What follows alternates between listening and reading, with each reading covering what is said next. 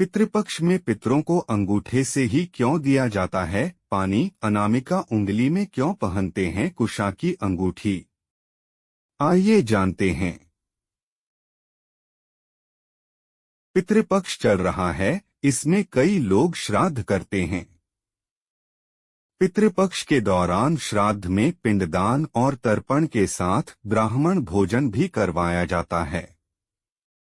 ऐसा करने से पितर तृप्त होते हैं।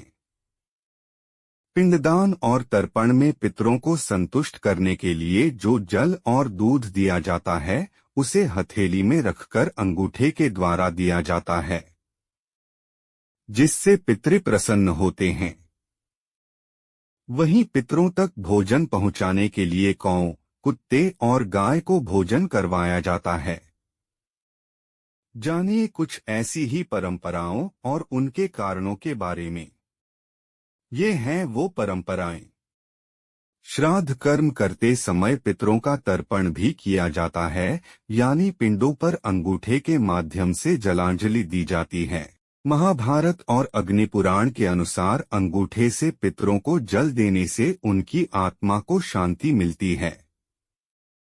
ग्रंथों में बताई गई पूजा पद्धति के अनुसार हथेली के जिस हिस्से पर अंगूठा होता है, वह हिस्सा पितृ तीर्थ कहलाता है।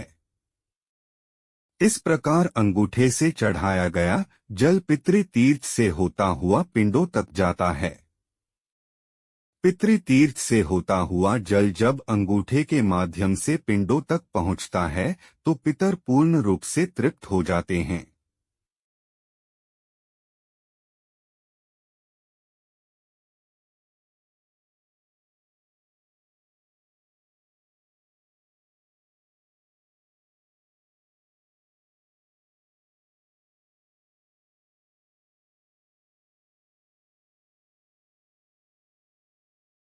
हिंदू धर्म में कुशा, एक विशेष प्रकार की घास, को बहुत पवित्र माना गया है।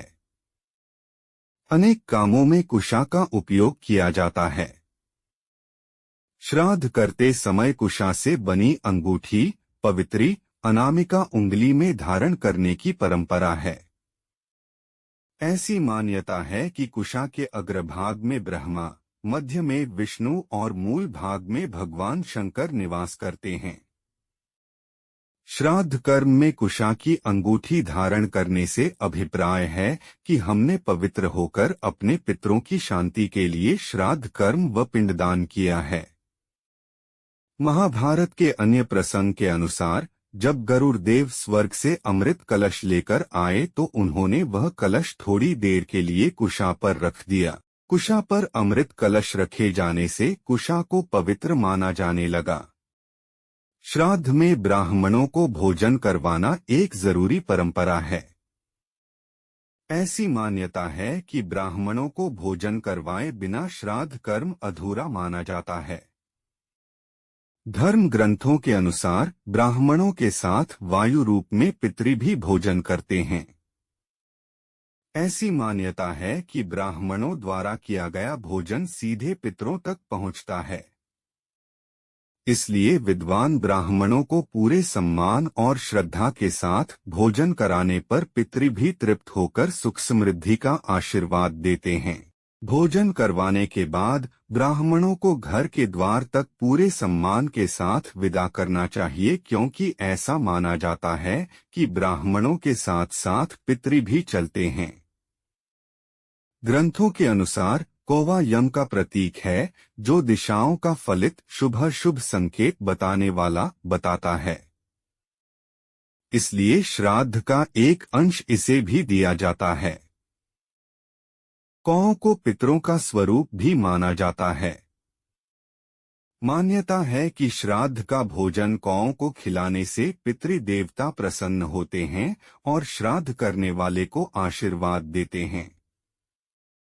श्राद्ध के भोजन का एक अंश गाय को भी दिया जाता है, क्योंकि धर्म ग्रंथों में गाय को वैतरणी से पार लगाने वाली कहा गया है। गाय में ही सभी देवता निवास करते हैं।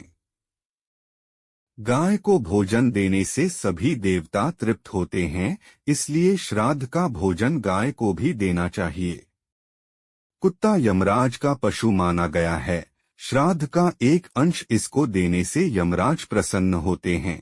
शिव महापुराण के अनुसार कुत्ते को रोटी खिलाते समय बोलना चाहिए कि यमराज के मार्ग का अनुसरण करने वाले जो श्याम और शबल नाम के 2 कुत्ते हैं, मैं उनके लिए यह अन्न का भाग देता हूँ। वे इस बलि भोजन को ग्रहण करें। इसे कुक्कर बलि कहते हैं। महाभारत के अनुसार श्राद्ध पक्ष में चतुर्दशी तिथि के दिन श्राद्ध नहीं करना चाहिए, क्योंकि इस दिन जो लोग तिथि के अनुसार अपने परिजनों का श्राद्ध करते हैं, वे विवादों में घिर जाते हैं।